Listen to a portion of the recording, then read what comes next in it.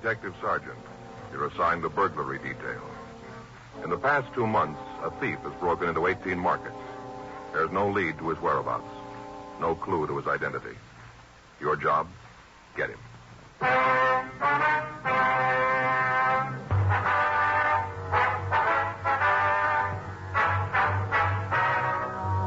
Dragnet, the documented drama of an actual crime.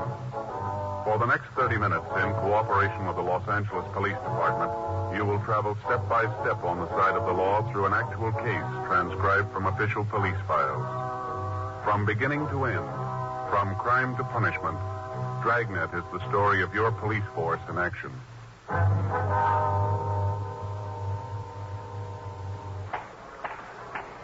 It was Monday, December 14th. It was cold in Los Angeles. We were working the day watch out of burglary detail. My partner's Frank Smith. The boss is Captain Bernard. My name's Friday.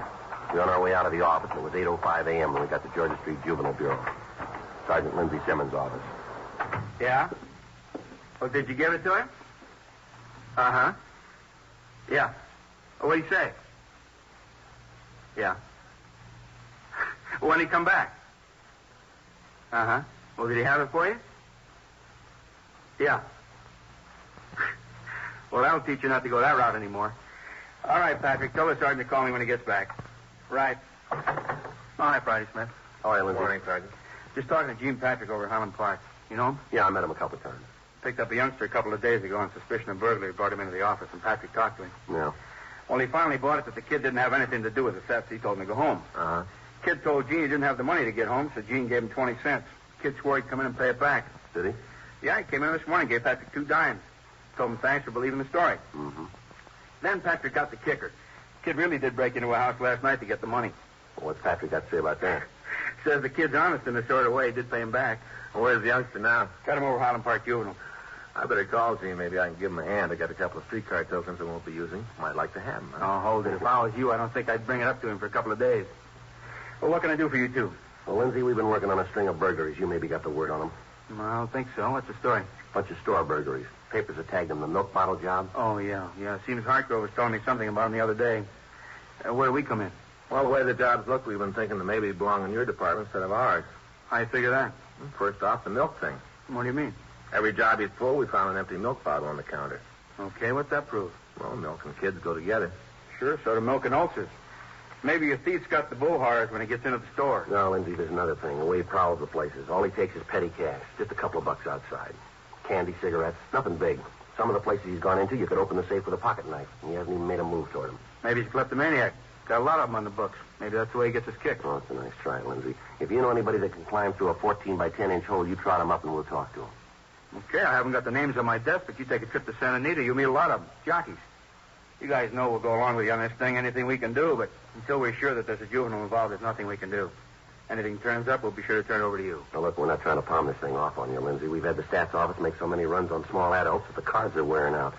It just seems that none of the leads we've been chasing come out anywhere. We figured that maybe you could come up with some answers for us. Oh, it's a new one on me, Joe, this milk bet. I've heard of a couple of thieves that went for it, but I can't name your juvenile offhand. I'll pass the word around the day watch, see what they can come up with. I'll leave a note for Hartgrove. He can pass it on the night watch. Well, appreciate anything you can do. No trouble. Been running you ragged on this, huh? Pretty rough. Just that we can't seem to be able to come up with anything that adds. Yeah. Oh, excuse me. Yeah. Georgia Street Juvenile, Sergeant Simmons. Yeah. Yeah, they're here. Which one? Okay, hang on. For you, Joe, your office. Thank you. Friday talking. Yeah. Right away. What's the address? Uh-huh, yeah. Oh, I got it. We'll leave right away. Who? Yeah, call him. Thanks. Well, come on, let's go. The milk bottle kid, he hit again. The call had come from Lieutenant Ginder in burglary. He told us that he'd just gotten a call from a storekeeper named Monty Darabertis. The man had called to report a burglary at his store at the corner of Jackson and Broadway Street. Lieutenant Ginder told us that the crime lab had been notified and had dispatched a crew to investigate the premises for physical evidence. Frank and I left Georgia Street Juvenile, and we drove over to Figueroa. Then we turned over onto Broadway.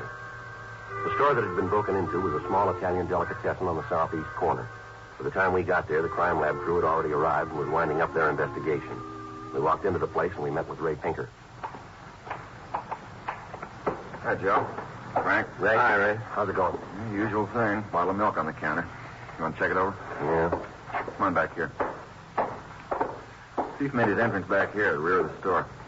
There it is. Broke out the window pane. Yeah, not very big, huh? It measures 9.5 by 12 3/4. No alarm on the window, huh? Yeah, you can see the wires here. Take a look. Oh, yeah. How come the alarm didn't go off? I talked to the owner. He said he's had trouble with the alarm system the last couple of weeks. Called the company and asked them to fix it. Mm-hmm. He thought it was okay. Guess there's something wrong someplace. Didn't work last night. What kind of alarm was it, Ray? Outside on the building. You know the kind. Yeah. What did he take this time, Ray? Usual run of stuff. According to the owner, there are about 4 cartons of cigarettes missing, several boxes of candy. Can't be absolutely sure. So he's got to check his stock. Be better if you talk to him on that. Yeah, we will. We'll catch him later. Want to wait a minute? I'll check and see how the boys are doing on the prints. Have them check the counter and the milk bottle. Fine, thanks, Ray. Be right back. Bye. I wonder when we're going to blow the whistle on this guy. I don't know. Can't do it fast enough for me. I'm with you. Hey, Joe. Look at this. Yeah, I'd like to get a couple of those before we leave. What are you talking about? Salami, Joe. Those right there, the hard Italian kind. See, right there? Yeah. I remember last summer I was up in San Francisco. Yeah, I remember. Went up there to pick up a prisoner. Remember you were collecting days off? Yeah, I recall. I had 100 of them coming. Yeah, pretty funny. Anyway, I met Dan Shelley up there. You mean the Irish tenor? Yeah, he and I went down to Cookie's bar for lunch. Cookie had some of this salami. Sliced it like paper. You could almost read through it. Oh, that's the way it's supposed to be. I know, Joe. Anyway, Cookie sliced up a bunch of it, served it with cold cracked crab. Boy, I never tasted anything so good in my life. Don't you ever read the newspaper through sliced salami? Yeah? Oh, I never have. Have you? All the time. Just the funnies. Well, anyway, Faye's tried to find them for me. Salami like this. Brought home all kind of things, but she's never found the right kind. You know, they'd be hard enough to pound tacks with when she got them home. Boy, never forget old Cookie and that spread. Well, if you can get your mind off food for a minute, and I know that'll be tough, let's get on with this thing, shall we? Yeah. Sure got to buy some of these before we leave. Just like Cookie had. Yeah. Just finished with powder, Joe. Yeah. Nothing. Whoever it was drank the milk. He took the bottle out of the refrigeration compartment. Bottle sweated, and there isn't a print on it we can lift. Too bad. None of them any place, huh? Yeah, we've gone over the place from top to bottom. So there, we can't find them. It's not much help, is it? Came up with one thing. Maybe you can make something out of it. What's that? Outside the window in the back parking lot. Came up with an open package of cigarettes. Don't know if it belonged to the thief. Anything on it? No. Fog last night ruined any prints that were on it. Boys have got it if you want it. Well, we'll take a look at it. Looks like everything's against us, huh? Another blank. Don't envy you guys trying to break this one. Most of the time there's a leak someplace. Somewhere along the line, the guy's going to make a mistake and not cover something. Yeah, we've been saying that for weeks. This is either the smartest thief I've ever seen or the luckiest. What's this make for him? Number 19. A lot of chances to take for nothing. He's not getting anything out of the job. Maybe he isn't, but we are. What? Headaches.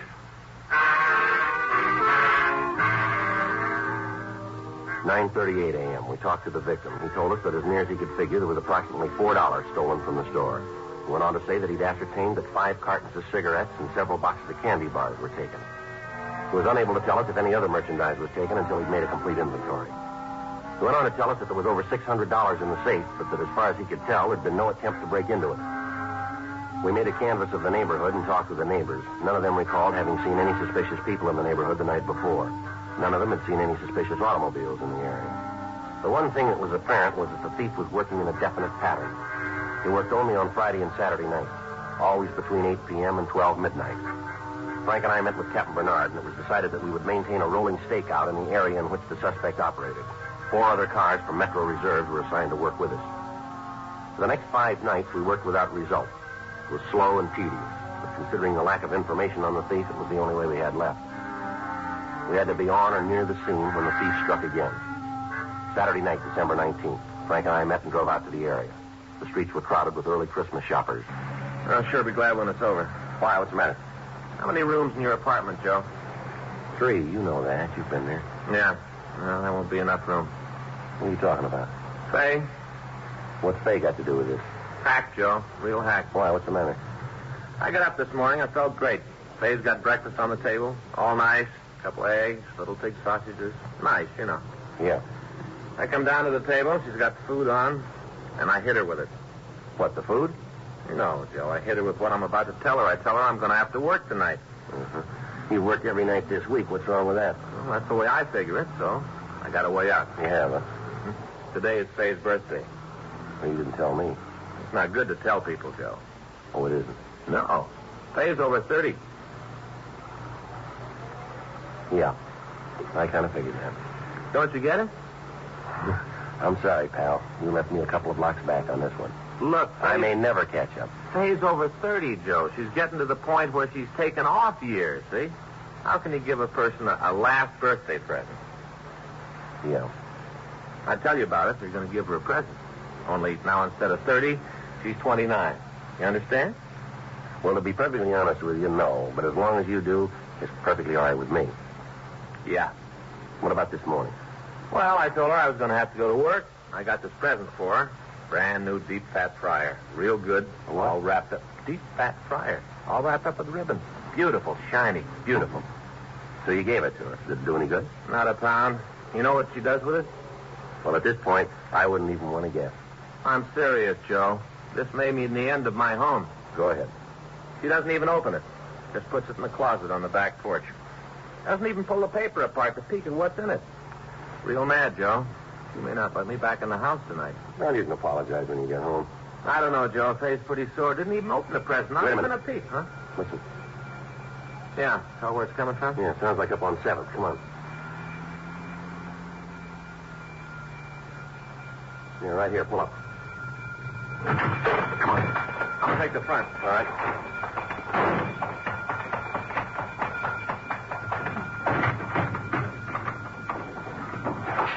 Hey, hold it up there. Police officer, stop or I'll shoot. Frank, come around your way. Okay. Take it easy. You go ahead and shoot. Go on and kill me. Go ahead and shoot me. It doesn't matter anymore. Go Everything on. all right? Yeah. Just a kid, Joe. We'll see. What are you doing in the store, son? What do you think I'm doing? He asked you a question, son. Pretty stupid. What do you think I was doing? How many stores you broken into, son? Figure it out for yourself. Look, what do you got a chip on your shoulder You're for? big guy. Don't give me a lot of conversation. Do what you want to do. All right, boy, you called it. Come on.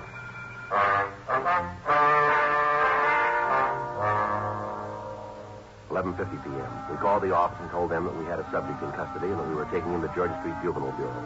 We put the boy in our car and we waited until a radio car arrived. We asked the officers to notify the owner of the store and stand by until he got there. We also asked that they make a 459 report. 11:55 p.m. We started to take the youngster to the Juvenile Bureau. What's your name, son? What difference does it make? Acting like that isn't going to help you. You guys picked me up, remember? You worry about it. I got nothing to be afraid Oh, of. yes, you have, boy. You could have been shot back there. Maybe you should have pulled the trigger. Look, son, what's the matter with you? Why are you acting like this? You just got real lucky back there. That's the only reason you're alive now. It was dark in there. As far as I could tell, you were an adult. You didn't stop when I told you to. Now, according to the book, I could have shot you. You know that, don't you? Killing the kid. That'll make you a big man. No, I'm just bringing it up to prove a point. Save it. Now, look, son. I'm going to tell you something. When you break into a place at night, you're not a kid anymore. You're asking for trouble. You got both your pockets full of it. The way you work tonight makes us think you're mixed up in a lot more thefts than just tonight. That right? You ever been arrested before? No. Never been in trouble with the law, huh? Sure. I'm a real criminal. I got a ticket once for riding my bike through a boulevard stop. Radio car stopped me and tagged me. Big deal. But they're going to send me to San Quentin. Maybe you can give me the gas change. How old are you?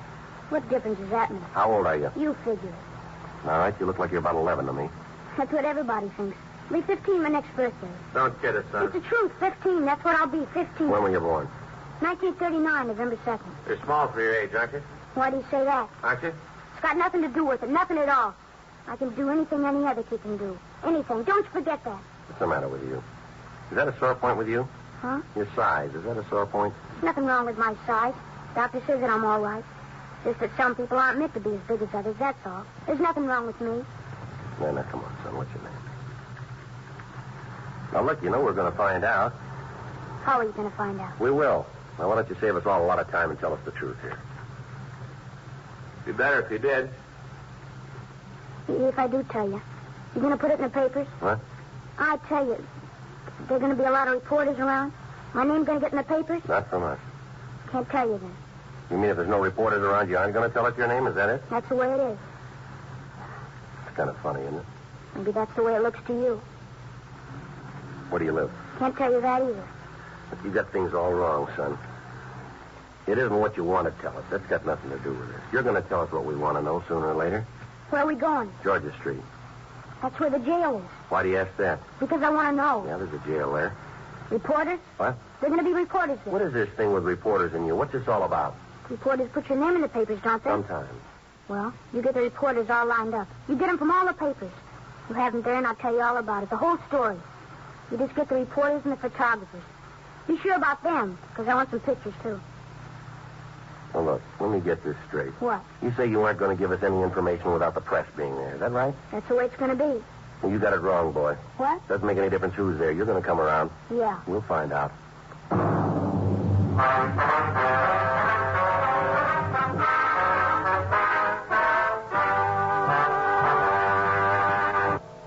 "12:10 a.m. We got to Georgia Street Juvenile Bureau. Frank pulled the car into the side alley, and we took the subject out of the back seat. Up this way, son. It's a seedy-looking place. Yeah, well, it's been here a long time. Looks like a set out of a picture. Don't you worry about it, huh? You want to take him down the hall, Frank? I'll check with Hargrove. Yeah. Come on, boy. Hi, Friday. You're working kind of late, aren't you? Yeah, we are. I got the note from Simmons on the milk burglaries. Checked around the night while there's nothing on it, so I didn't call you. I don't think you have to worry about it. I think we got the answers. Yeah? We just picked up a kid. We got him dead to rights in the market. Open bottle of milk right next to the cash register. Where is he now? Frank's got him down the hall. You think he's your boy? Yeah, looks like it. Everything adds up. The entrance, what he tried to take, the milk. All along seems to fit. You got that kind of a case, what are you worrying about? Just two things. Yeah? Who he is and why he did it. He won't tell you? No. He's got some big thing working about the press. Says he won't give us anything without reporters being there. Makes it rough, Joe. You know the policy. Yeah, I do. He won't let us help him. If he wants publicity, take me down. Introduce me as a reporter. Well, that might do it. Won't do any harm to try. Let's go. Go ahead. Thanks. Who am I going to be? Well, tell him you're Sid Hughes from the Mirror, huh? Yeah, might as well be one of the good ones.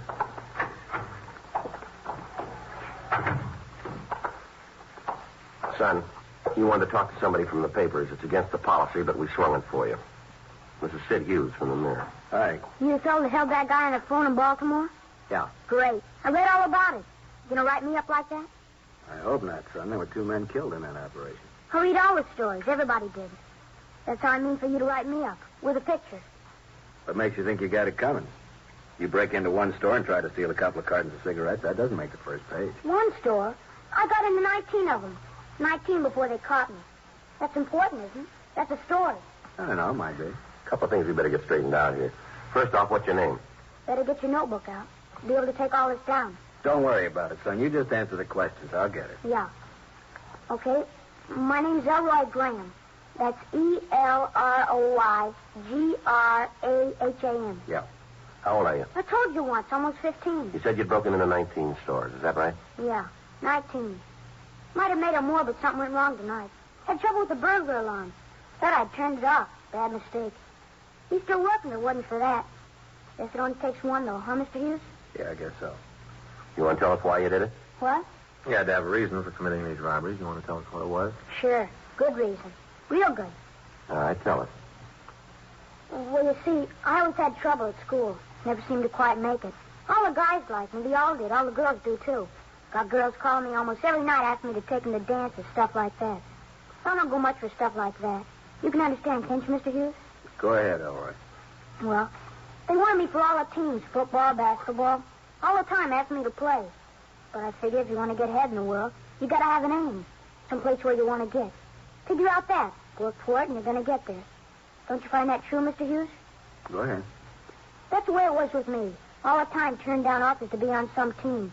Telling some girl I couldn't take her to a dance. Just didn't have the time. Somehow I just couldn't make it. You can understand it. You've been around. You know all the successful kind of people. You write something, and a lot of people read it. You know what I mean. Don't you? Well, what's the matter? Something wrong? I'm trying to tell you what happened. I'm giving it to you straight. What's the matter? Now you want to tell us the truth, Elroy. What? I don't know why you're trying to sell us this line, boy. It isn't necessary. I don't know why you did what you did, but I do know you had a reason for it. Now, that's all we want to know, just the reason. You don't believe me? Afraid not. How about you? No, son, I don't. Mr. Hughes? No. Can't even lie right. Can't even tell a lie good. All my life I've been trying to be like other kids. All the time getting beat up, getting left out of things. You know why? Do you know? Go ahead, son. Big reason. Biggest reason in the world. Because I'm almost 15 years old. I'm 4 feet 7 inches tall. 4 feet 7. Weight 97 pounds. That ain't very big. Not big enough. All the time, other kids shoving you around. All the time you're the joke. Gets to the time when you figure it's easy to laugh, too. Because if you don't, some kid's going to beat you up. Gets to the point where you don't care anymore. I used to clip out those coupons and send them in. Get the books back on how to build myself up. Worked at it. Didn't do nothing for me. I was still 4 feet 7 and weighed 97 pounds. All the stuff I took didn't do no good. Still came out 4 feet 7, 97 pounds. All right, son. You want to tell us about the burglaries? I did it to be big, that's why.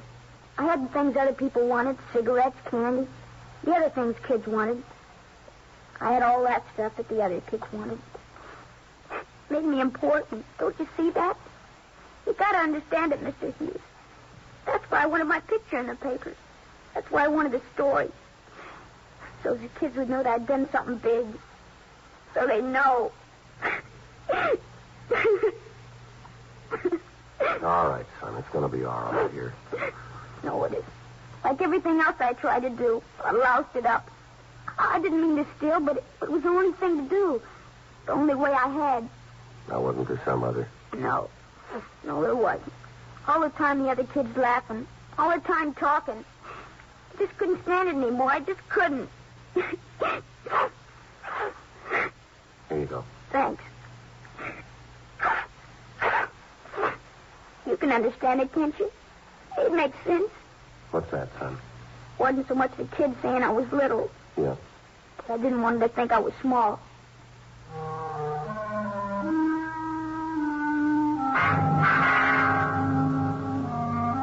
12:36 a.m. We contacted the parents of the Graham boy and asked them to come down to the station. We talked to them for an hour and tried to fill them in. In view of the fact that the parents of the subject were responsible persons, the boy was booked for violation of Section 459 PC, delinquent. And he was released to his parents pending his hearing in juvenile court. 5 days passed and we heard nothing from the boy. On December 24th, Frank and I checked into the office. Friday? Yeah, Earl. Kid in the back wants to see you and Smith. Okay, thank you.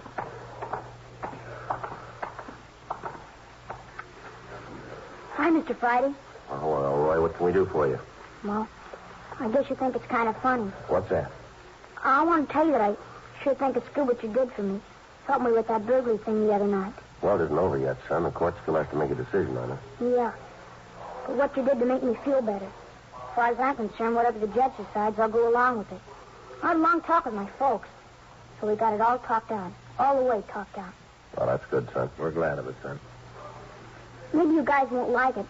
I mean, me knowing you such a short time and all. But I wanted to bring you these. Merry Christmas. Well, that's awful nice of you, all right, but it isn't necessary. I want to give them to you anyway. For what you did for me. Oh, that's mighty nice of you, all right. Sure appreciate it. A couple of packets of cigarettes. Hope they're the kind you smoke. Yeah, son, they'll be fine. Thanks, son.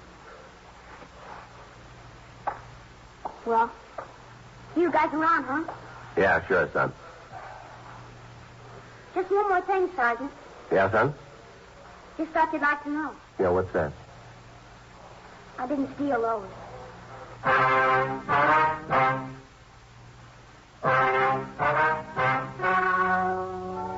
The story you have just heard is true. The names were changed to protect the innocent. On the 21st of December, a petition was filed in juvenile court on behalf of the subject. On January 26th, trial was held in Department 52 of Juvenile Court, State of California, in and for the County of Los Angeles. In a moment, the results of that trial.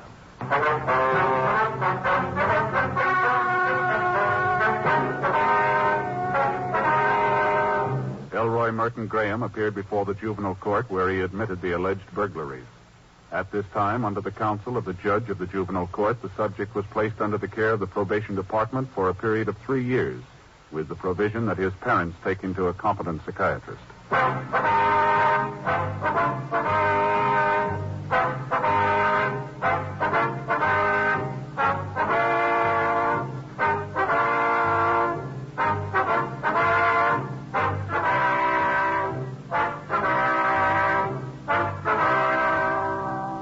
You You have just heard Dragnet, a series of authentic cases from official files. Technical advice comes from the Office of Chief of Police W.H. Parker, Los Angeles Police Department. Technical advisors, Captain Jack Donahoe, Sergeant Marty Wynn, Sergeant Vance Brasher. Heard tonight were Ben Alexander, Jack Crucian, Olin Soule, Sammy Ogg. Script by John Robinson. Music by Walter Schumann. Hal Gibney speaking. Transcribed from Los Angeles, Dragnet is an NBC Radio Network production.